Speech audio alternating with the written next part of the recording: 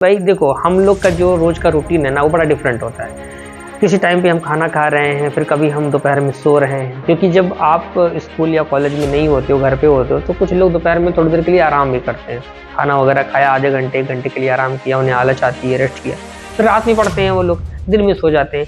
तो जब आप उसी दिन में जब पेपर देने जाओगे ना, तो आपकी बॉडी पूरी आलसी होगी, रात में आप सही सो नहीं पाओगे, नींद आएगी नहीं।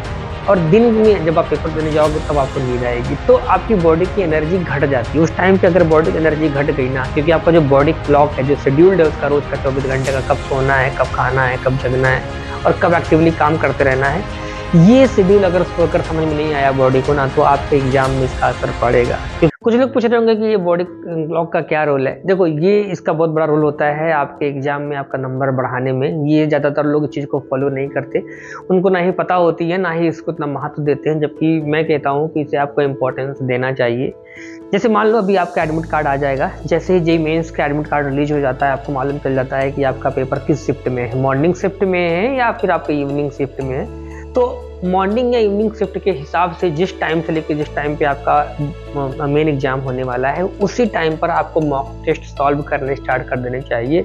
कम से कम 3 से 4 दिन 5 दिन तक अपने बॉडी को सेट करना चाहिए कि उसी टाइम पर 3 घंटे तक कहीं एक जगह पे आप शांति से कमरे में बैठ जाओ, अलग एकदम बिल्कुल डिस्टर्बेंस ना हो, और अपने क्वेश्चन पेपर को सॉल्व करो। एक मॉक टेस्ट तो कम से कम 3 दिन लगातार, 3 से 4 दिन, अगर हो सके तो 5 दिन।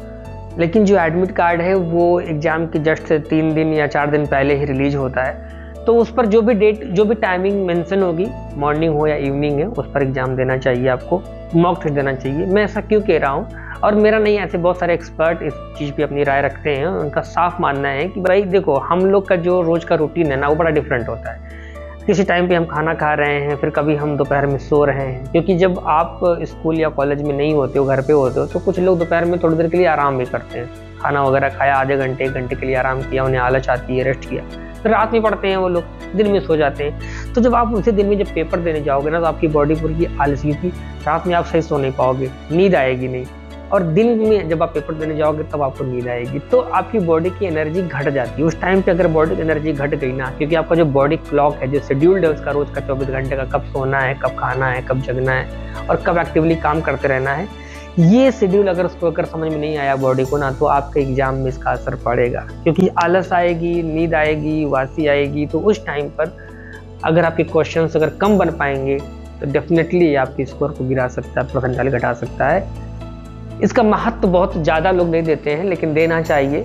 कोई बहुत उसमें ज़्यादा ऐसे डिमांड नहीं है, 2 से 4 दिन 5 दिन इसको प्रैक्टिस आप कर सकते हो। ध्यान रखना है आपको क्या, कि जब आपका एडमिट कार्ड रिलीज हो जाएगा, एडमिट कार्ड जब आपका रिलीज हो जाएगा, तो उसमें क्या करोगे आप, तब जा करके ये काम करोगे, अभी नहीं।